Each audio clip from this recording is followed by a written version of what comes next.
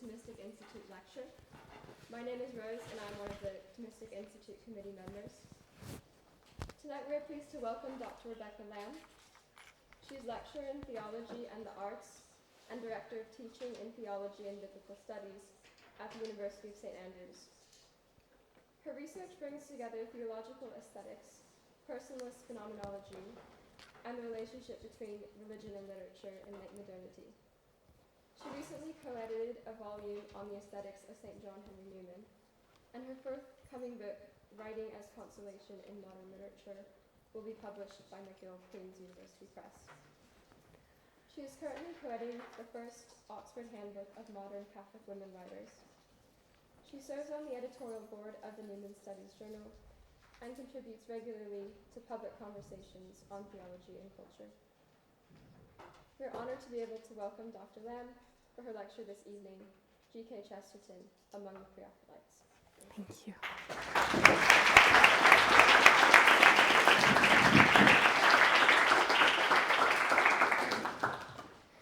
Thank you for that kind introduction, Rose. And also thank you to Brother Reginald, who has been so hospitable with me and has already fed me a very good dinner. So I'm very grateful for that. May I just check if you can hear me at the back? Okay, and if for whatever reason I start to fade, you can just maybe indicate for me. Thank you so much. Well, I was quite excited when not only was I invited to come to speak at the Oxford Thomistic Institute chapter, but also to talk about the Pre-Raphaelites. A few years ago, I completed my doctorate and focused on the Pre-Raphaelites. Since then, as you can probably tell from the bio that Rose read, I've pivoted quite a bit towards John Henry Newman. That's principally who I'm looking at right now. But when Brother Reginald proposed the Pre-Raphaelites, I was very excited to return to them. I find them such a fascinating group of thinkers and artists, and they are incredibly important when we think about the development of aesthetic theory in the British context, and not just aesthetic theory, but aesthetic practice and the way the two elements go together. But also, as importantly, there are as many different kind of varieties or strands or flavors of the Pre-Raphaelites as there were artists within that group. And part of the reason why I've decided to incorporate Chesterton into this conversation is because he was both influenced by and then also had a somewhat complicated relationship to a particular strand of aesthetics in the late 19th century and into the early 20th century known as the decadent or aesthetic movement, which he came to have certain ethical concerns about.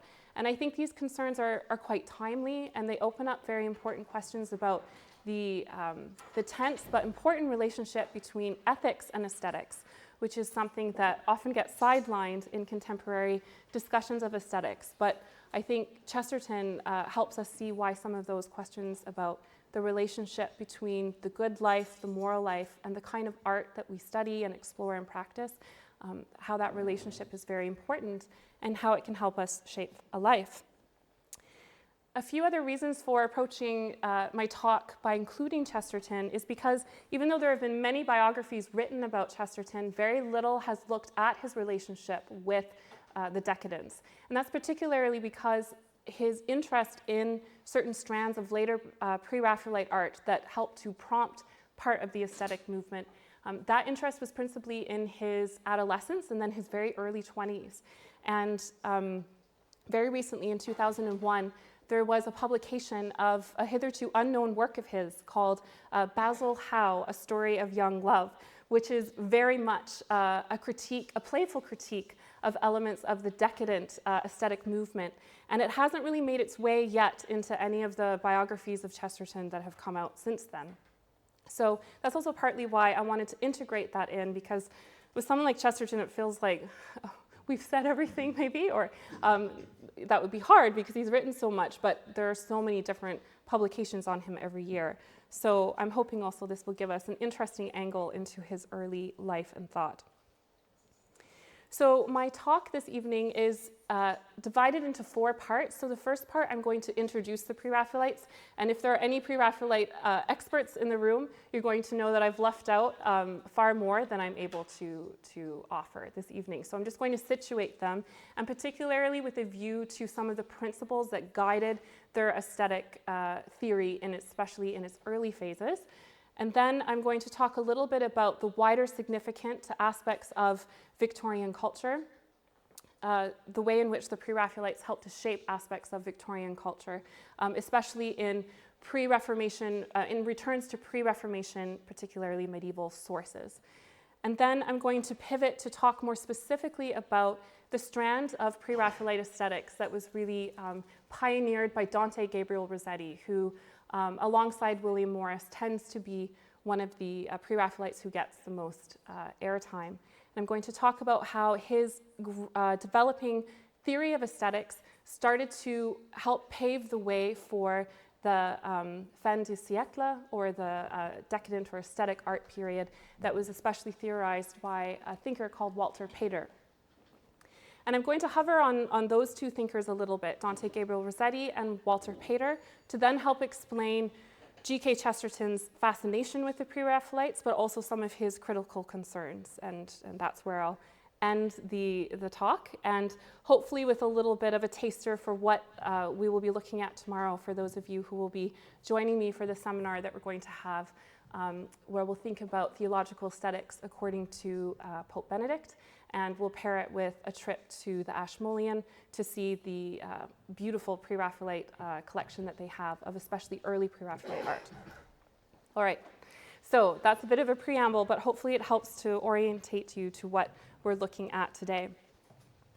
Before I pivot to the overview of the Pre-Raphaelites, I just wanted to share this great sketch that was made by G.K. Chesterton shortly after his conversion to Christianity, to the Anglican Church, where he was playfully representing members of the decadent movement who were known to often hold sunflowers in their portraits, or the Punch, the satirical magazine that very often depicted various of these characters and other prominent characters in the Victorian period and into the 20th century, always represented the aesthetes with a sunflower, and we can get into that in the Q&A if you want to, if that piques your interest. But anyway, he just talks about how this vision in Bedford Park emerges, where Bedford Park was known as being a very artistic place where a lot of people inspired by the Pre-Raphaelites were also doing innovative arts and crafts projects in the early 20th century.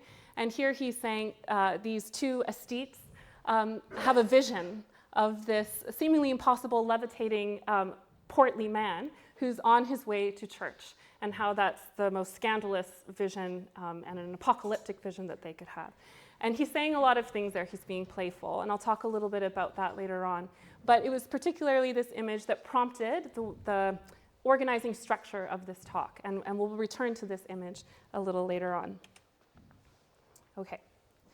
So the Pre-Raphaelite Brotherhood, also famously known as the PRB, was founded in 1848 by a group of young artists, including William Holman Hunt, Dante Gabriel Rossetti, John Everett Millais, and others orbiting and influencing their circle, including Ford Madox Brown. They took their name from their intention to return to artistic models found in the period preceding Raphael. This is an image of St. Catherine of Alexandria by Raphael, a beautiful image, and they thought it was beautiful, but they preferred the devotional and symbolically charged paintings of the early and late medieval period, as opposed to the increasingly humanistic term of that was so characteristic of the Renaissance. The Pre-Raphaelites have been called many things, including avant-garde, proto-existentialist, romantic, nostalgic, revolutionary, and especially in its earliest phases, Catholic or Romanizing in tendency. In their later phases, strands of the Pre-Raphaelite aesthetic inspired the decadent aesthetic movement, so prominent in the fin de siècle period, and which prompted, as I noted earlier, Chesterton's ethical critique of this later development in their artistic program. The initial founders of the PRB were principally young male artists, most of whom had trained, at least for a time, with the Royal Academy and under the influence of Sir Joshua Reynolds. However, there were also several women artists associated with the group, especially in later decades. Most notable among the female members of the Pre-Raphaelites extended circle is, however, the poet and theologian Christina Rossetti, whose Anglican devotional writings celebrate and at turns heavily critiqued different strands of the Pre-Raphaelite movement. She was a sister of one of the leading Pre-Raphaelites, Dante Gabriel Rossetti. Oxford is, of course, a fitting place to think about the Pre-Raphaelites, as it both profoundly shaped and was shaped by their artistic program. The Ashmolean, which some of us will visit tomorrow, has a rich collection of their early art, and the Oxford Union's murals were decorated by the young Pre-Raphaelite artists in 1857. The decorations principally depicted Arthurian legends, especially the legend of the quest for the Holy Grail, which they retrieved, again, from pre-Reformation medieval sources that in many senses had been forgotten by much of the public in the Victorian period. They were much more enthusiastic about topics than mastering certain techniques. So if you've gone to the Oxford Union murals and can barely make them out, that's because they didn't prime the paint properly before they applied the different varnishes. In addition to them decorating parts of Oxford itself, some of them were even born here. So Jane Burden, who ended up marrying William Morris, and whose face is such a classic representation of later Pre-Raphaelite art, she was born here in Oxford in St. Helens Passage, which I know is often called Hell Passage, near the historic Turf Tavern. And then several members of the Pre-Raphaelite circle were students at Oxford itself. William Morris, perhaps most famously, studied at Exeter, and he, among other members of the circle, drew inspiration from their encounters with the rare medieval manuscripts, as well as the medieval atmosphere of Oxford itself.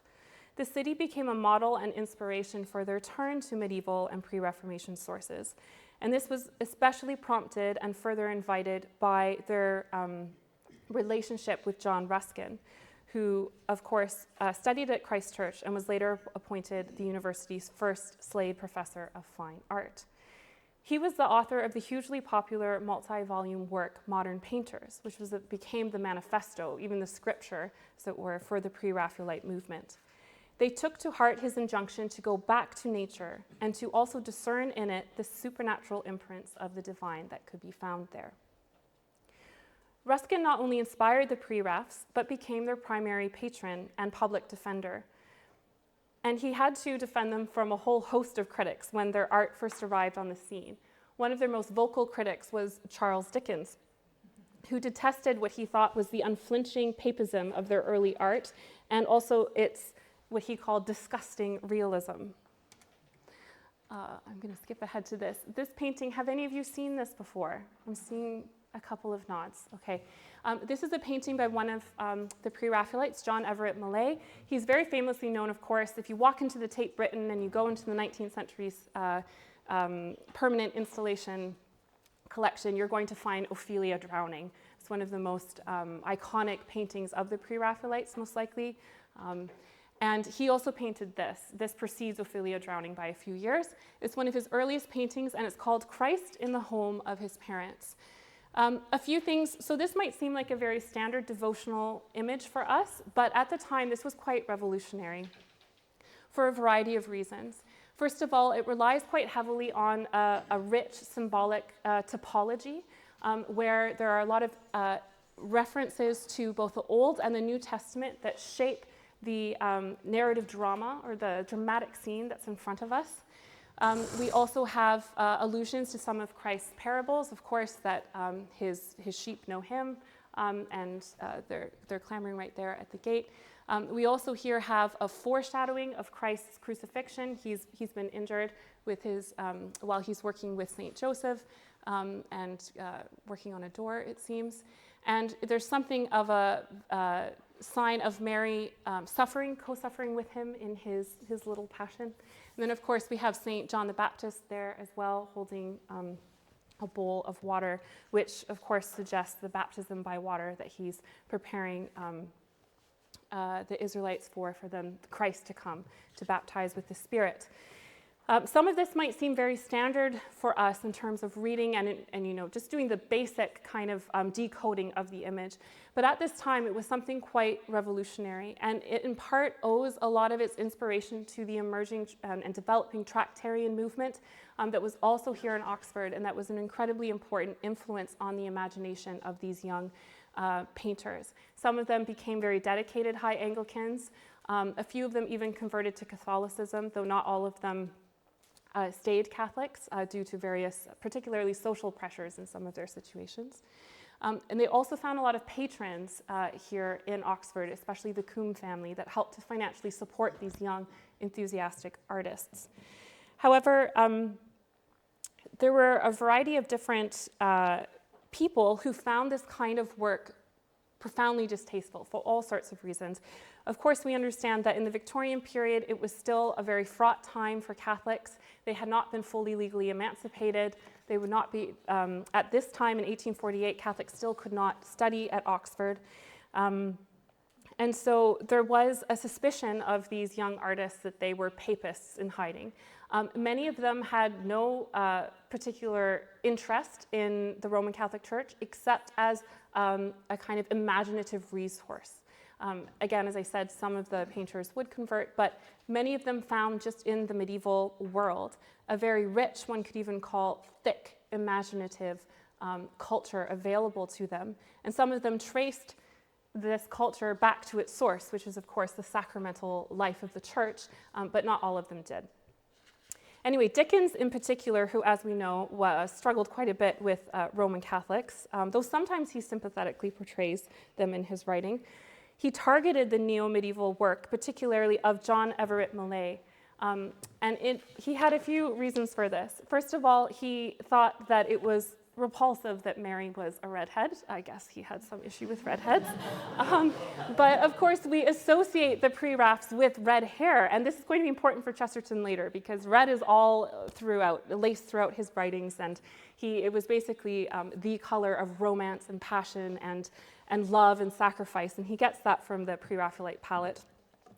But also particularly what he didn't like, and I think there's a kind of encoded anti-Irish sentiment going on there as well, right? To not like red hair. That's stereotypical, but that was what was going on at the time.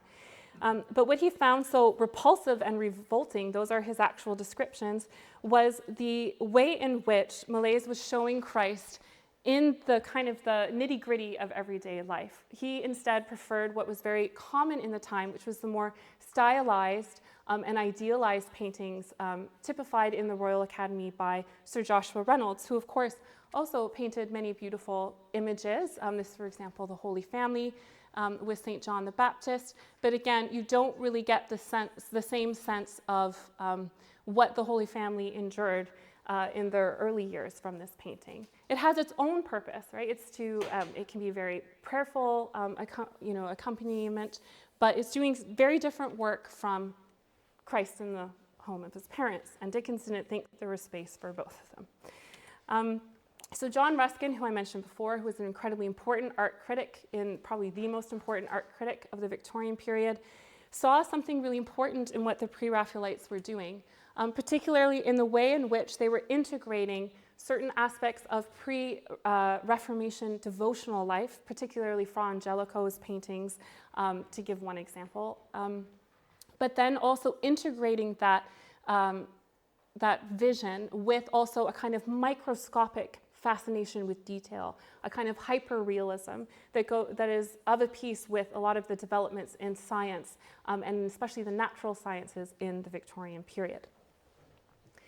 It is precisely the early Pre-Raphaelite insistence on historical realism fused with devotional artistic practices, symbols, and topics that made their adaptation of medieval sources so distinctive in their times.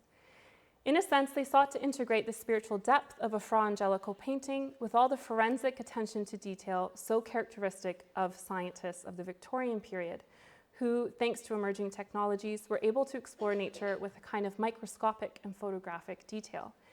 However, something that's quite important about the Pre-Raphaelites is they found that this very scientific attention to detail further heightened the sense of mystery in life. And that's a very interesting contribution to discourses about the sciences at this time, because of course we have the increase in materialism, debates about the existence of God, but the Pre-Raphaelites see in this detailed attention to nature a sense of the mysterious and the numinous. And so that in turn inspired many devotional writers, particularly I'm thinking of Gerard Manley Hopkins, who is my favorite poet, but a remarkable poet who really learned a lot of his kind of mystic sensibility from his fascination with the Pre-Raphaelites in his early life. In contrast to several of the leading artists of the time, the Pre-Raphaelites preferred vivid colors depicting biblical, historical, and literary scenes with a dynamic fusion of psychological and emotional intensity. This stood in sharp contrast to the standard and approved artistic styles of the time, many of which were shaped by portraiture techniques like the Georgian painter Sir Joshua Reynolds' works, which again, I've just given you an example of. Now, the Pre-Raphaelites, who were also, we have to remember, they were young guys, early 20s, and they wrote this manifesto. Well, they wrote several manifestos, and they referred to Sir Joshua Reynolds as Sir Sloshua, because they thought that all of his, that nothing was distinctive enough with him. And of course, you know, he was the paragon, he was the model for the Royal Academy at the time. And irony of ironies, John Everett Millais ends up becoming one of the next proteges of the Royal Academy, and I think was a little embarrassed by some of his youthful critiques of Sir Joshua Reynolds. Don't bite the hand that feeds you, but anyway. Nonetheless, they wanted to kind of revolutionize the way in which art was presented, not only at royal exhibitions, the Royal Academy exhibitions, but also how it was understood in daily life. They actually embraced, for various reasons, the whole emerging technology of reproducing art. Well, it was lucrative, so many of them liked that, but also they believed that there was something important about having art in the home. And of course, many of you have probably heard William Morris's famous line, "Have nothing that is neither useful nor beautiful in your home." And what he wanted to do was to kind of democratize or make accessible certain elements of beauty that the Industrial Revolution was able to replicate or make more readily available through reproductive technologies. We can talk about that as well, because of course in the early 20th century, many art critics debated and said, you know, basically the reproduction of art kills art, right? So this is a complicated topic, but nonetheless, I'd like to highlight that the Pre-Raphaelites, in wanting to kind of harness certain emerging industrial technologies, and often modifying them so that they're using, for example, more natural pigments than synthetic ones and so forth. Nonetheless, they wanted to make art more available for the people. Many of the Pre-Raphaelites were interested in thinking about the ways in which different art forms could also speak to each other. So as the Pre-Raphaelite scholar Jerome McGann points out, many of them had what are known as inter-art artistic programs. So for instance, they would care as much about a painting they made as the frame that then adorned the painting, and that the frame and the painting would have a conversation with each other. And I'll invite those of you who come with me to the Ashmolean tomorrow to look at the way that framing works, often to supply an additional narrative to what the painting is telling us. But in addition to that, they often wrote companion poems for their paintings. And further to that, they would sometimes even then publish a series of essays together that would accompany some of the works that they were painting at the times. They also wanted to think about the ways in which many of them were deeply devotional. So if any of you have gone to Keble College, or not even if you've gone to Keble College, I'm sure some of you have seen the famous painting, Christ, the Heart of the World, where Christ is standing, Christ, the Light of the World, where he's standing, knocking on the door of your heart. These kinds of paintings by certain members of the group had deep devotional value, and as I said earlier, they helped to influence a lot of not just painters, but also poets who started to write in very vividly detailed kind of forensic analyses of nature as well, to basically recover that medieval understanding of nature as the book of God. In addition to a fascination with the medieval, in part, the Tractarian or Oxford movement also encouraged a return to pre-Reformation principles of medieval expressly Roman Catholic art, including typology and a sacramental vision, which had, of course, been legally and culturally suppressed to greater or lesser degrees in the 17th and 18th centuries in particular. In his autobiography, Apologia Pro Vita Sua, Newman reminds us that it wasn't until the emergence of the Tractarian movement and the artistic movements it encouraged, including the Pre-Raphaelites, that the Anglican liturgical tradition began to integrate and recover various forms of sacred art, as well as pre-Reformation liturgical elements more explicitly into their practices of worship. So in all of this, I hope we get the sense of a very dynamic, culturally, historically, and psychologically layered group of artworks that are being created by these very diverse artists who also nonetheless share a very common vision about the place and purpose of art as something that can widen our horizons of perception, to think about the interplay between the sacred and the ordinary course of daily life, to think about scripture in not just stylistic terms, but also in dramatic and even very personal or psychological terms. They wanted to recover a sense, especially of Christ as like the best literary character ever. and they were pulling from Thomas Carlyle and his work, particularly Sartor Resartus and others, where Carlyle advances Christ as the hero of history. And this is true of both the Pre-Raphaelites, who were agnostic at best, and those who were deeply devotional. There are a variety of things to say about their significance. For the purposes of time, I would just like to point out how a contemporary philosopher and theologian named James K.A. Smith, who some of you might be familiar with, has talked about how the Pre-Raphaelite aesthetic helped, in the midst of burgeoning industrialization, to re-story the imagination of the everyday Victorian. And this is because they aimed to represent scriptural accounts, moments from literary history, ranging from the classical period up to the present day. They helped to revive and actually really promote Keats's art and poetry and a lot of the dramatic moments from his poems. They really helped to, in some senses, repopularize Shakespeare in certain quarters. And they also were very important for introducing or reintroducing Dante to the English-speaking Victorian readers. Alison Milbank has a really interesting book called Dante Among the Victorians, where she talks about the ways in which, for instance, Dante Gabriel Rossetti, who changed the order of his name, he was originally Gabriel Dante Rossetti, but he loved Dante so much, but Dante on his own terms, and I'm going to talk about that in a moment. But he wrote one of the first English translations of La Vita Nuova and had beautiful illustrated editions made that really helped to reintroduce Dante to many everyday readers who hadn't, especially because of the exclusion of everything Catholic and Italianate, really helped to, in a sense, start to warm some of the culture to aspects, actually, of Catholicism in a very interesting way. That wasn't his intent, per se. He was fascinated with Dante for all sorts of reasons. His father was Italian, for example, and his father had a strictly political reading of Dante, and Christina Rossetti was very embarrassed of her father's literary criticism about Dante, because she conversely understood Dante to be a theological poet first and foremost. So even within the Rossetti family, where they joked Dante was the ghost who haunted them all, they had as many diverse receptions of him, interpretations of him, depictions of him that you could really get across literary critics, and this is just in one family. So it's complicated, but I do want to emphasize they helped to re-story the Victorian imagination by just widening and extending and deepening some of the cultural resources available to them. So now I'd like to pivot and talk a little bit more about Dante Gabriel Rossetti himself. He, alongside William Morris, is, of course, among the most prominent of the Pre-Raphaelites and the one who continually fascinates.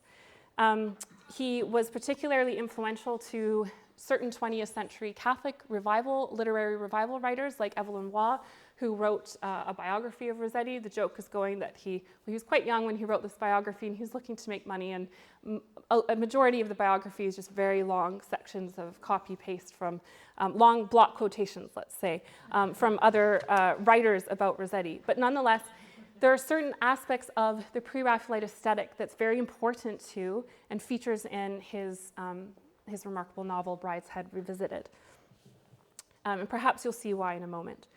So I'd like to pivot to Dante Gabriel Rossetti, who is an agnostic Pre-Raphaelite member. There are a lot of, there are kind of competing accounts of his private comments about the quest for God. Very often it's recorded that he said, I wish there was a God to confess to. He did not share in the same kind of deep devotional conviction that his sister Christina Rossetti did, who was she was a high Anglican and kind of on the cusp of Catholicism at many points, but always very decidedly on the cusp. She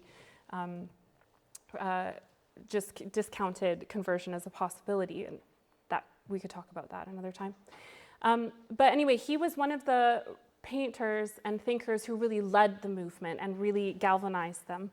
And his earliest art was profoundly shaped by a probing fascination with the connections between the natural and the supernatural.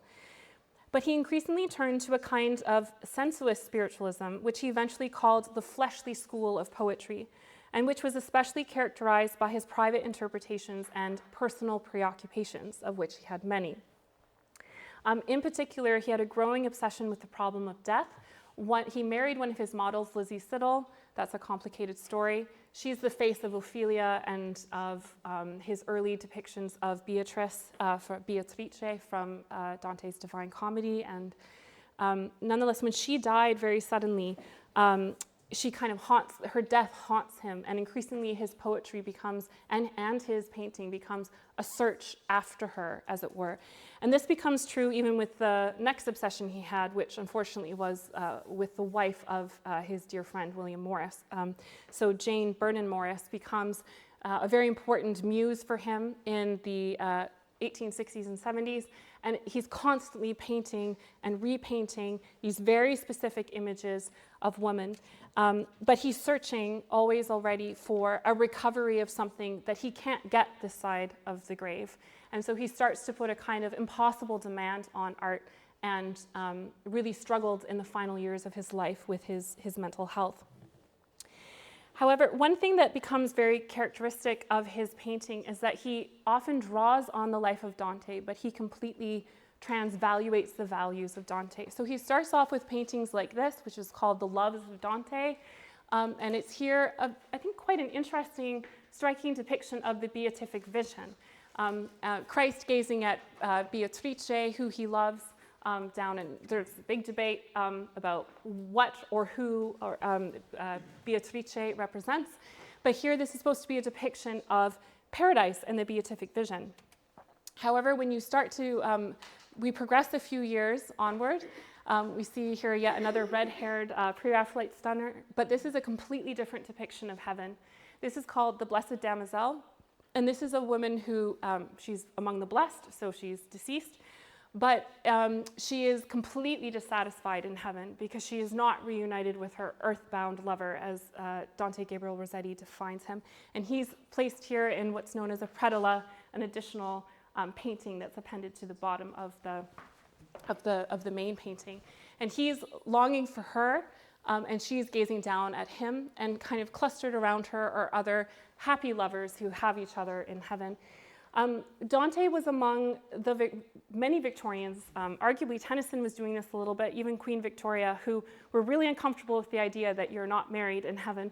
And this was partly to do with a very idealized, romanticized concept of love.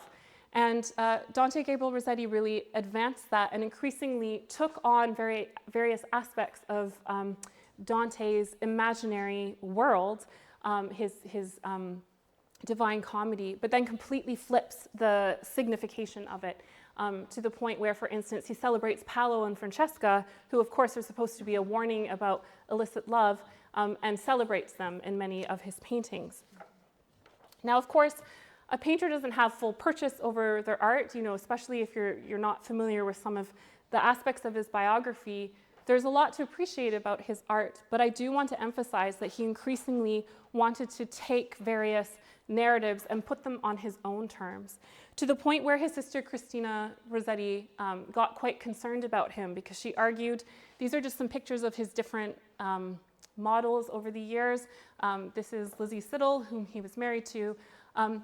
They increasingly, she argued, lost aspects of their individuation, and he wasn't really looking at what was in front of him, but rather he was in pursuit of a particular desire or a particular concern. And so she says in one of her paintings called In an Artist's Studio, where she critiques her brother in verse, basically. They like to critique each other as a family. Publicly, they like to publish their critiques, and often very playfully. But here she basically says, one face looks out from all his canvases. One self-same figure sits or walks or leans. A saint, an angel, every canvas means the same one meaning, neither more nor less. And here what she's arguing is that increasingly he is emphasizing this kind of obsessive pursuit of an idealized beauty, one which led him to an equally obsessive practice of drawing and redrawing similar settings and scenes. And what ends up getting picked up actually in a lot of his painting, and especially in the reception history of his art, especially throughout the 1870s and 80s, that it increasingly felt like it wasn't accessible to the viewer. Rather, something private was going on that he was publicly displaying, but nonetheless, he would have these striking images of women, but very often you read in the critical reception of the time, they always seem very present to us, but also inscrutable in a sense, as if they're not fully available to us. So even for all of his turn to the fleshly school of poetry, nonetheless, the body has not become a site of communication or reciprocity, but rather it's a representation of a private desire. Now, I appreciate there's a lot more nuance, and I could give more examples and so forth, but I just want to emphasize that because that becomes a very signature aspect of the thinking of various parts of the decadent aesthetic movement. To the point where figures like Walter Pater, who were very important for theorizing the development of the decadent movement, talked about the main point of art is to pursue one's desires or one's pleasures. And he argues that one must search from moment to moment for different types of pleasure.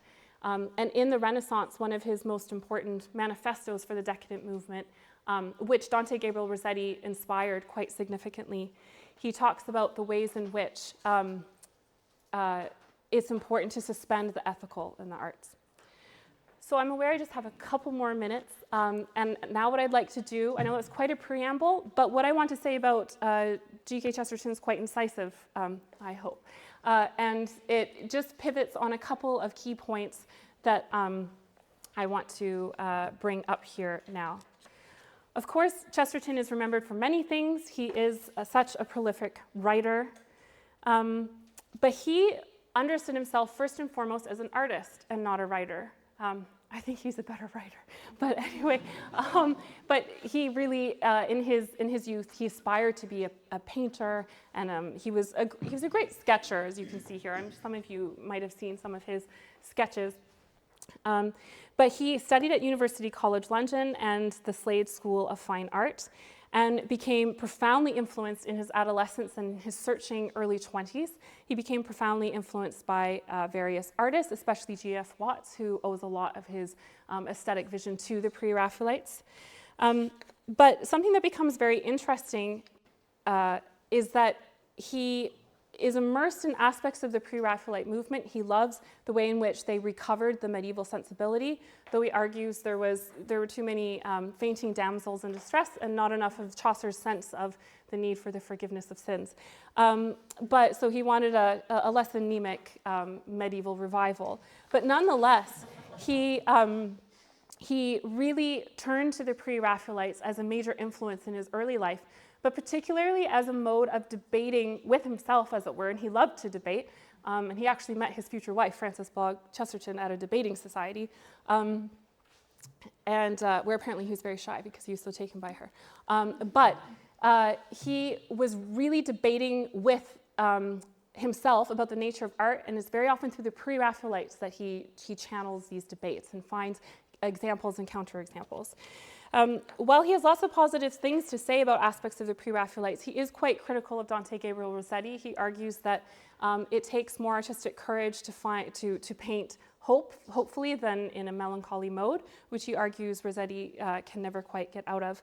And what he does is he writes in his Slade School notebook when he was 19 years old, this story, which has just been, it has no title, but the editor who first gathered together the papers that were found just stuffed in a chest in Beaconsfield quite a while ago, the editor, Dennis Conlin, compiled the work and called it Basil Howe, A Story of Young Love. And just very briefly, I have about 5 minutes left. I just want to go through a couple key points from the story and highlight some of the things that he's contributing to this debate about the value of the arts in this time period. So first of all, as you can see, the editor was very clever and was right on point to pick a very Pre-Raphaelite vibed image. He's going straight for example, this is Joan of Arc by Dante Gabriel Rossetti. In the book, the heroine of the story is a woman named Miss Grey, and she is described as like a Pre-Raphaelite stunner. She has the flaming red hair. She is a melancholic and taciturn character at the start, but she slowly blossoms and unfolds and has a hopeful ending at the end.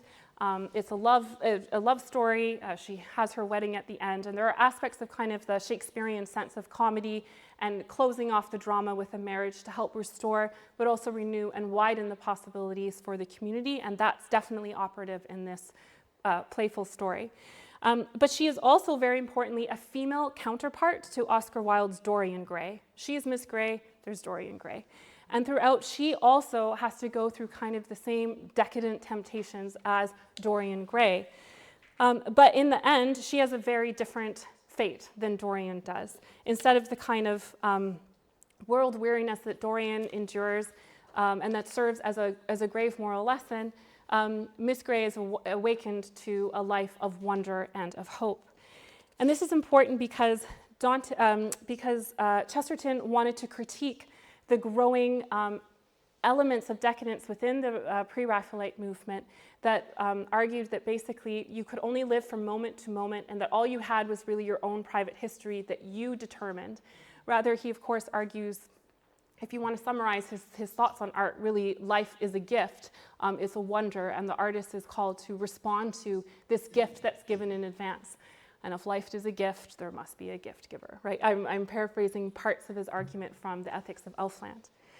I'd like to pivot to a quotation that he wrote, a reflection that he wrote. This is a quotation from it, where he's directly critiquing Walter Pater, who Pater, as I noted, was very indebted to Dante Gabriel Rossetti for his views on art. And I'm just going to close off with this quotation and a remark on it.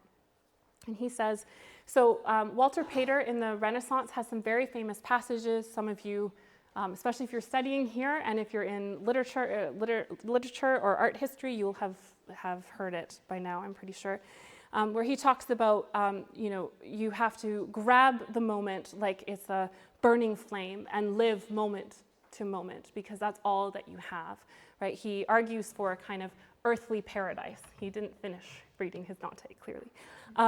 But this is what Chesterton has to say. You cannot have glorious moments and enjoy them, he argues, simply for the moment's sake. For suppose a man has a truly glorious moment, not something about a bit of enamel, a bit of art, but something violently and painfully happy. A moment of ecstasy in first love, for instance, or a moment of victory. The lover enjoys the moment, but not for the moment's sake. He enjoys it for the woman's sake. The lover thinks his love will never die. These moments are full of eternity. These moments are splendid because they do not seem momentary.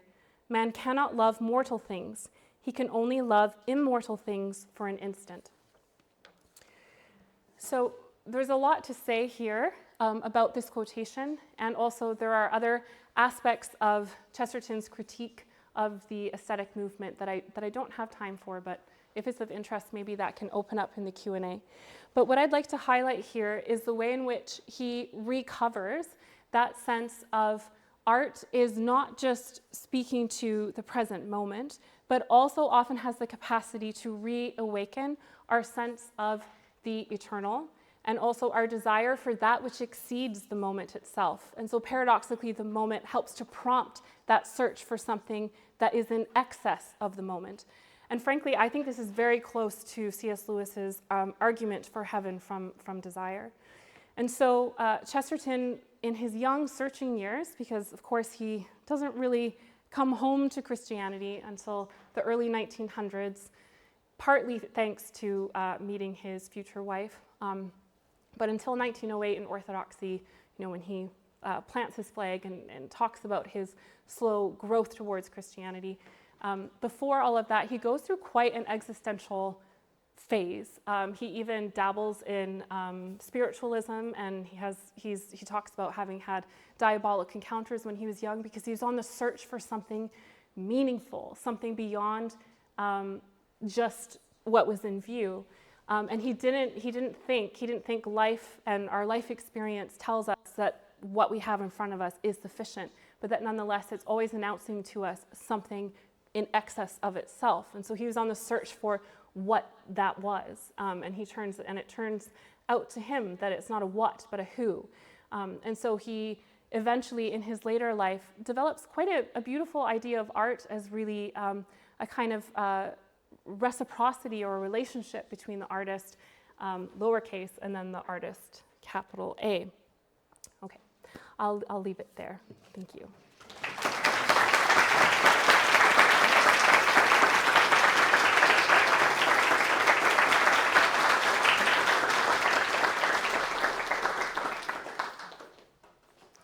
So I believe I'm moderating the Q&A session. So yeah, any questions?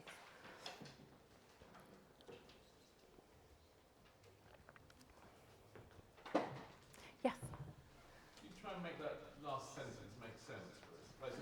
Yeah. Man cannot love mortal things. I mean, it seems flat, false on its face, doesn't it? Mm. And you can only love immortal things for an instant. Mm-hmm. Again, peculiar.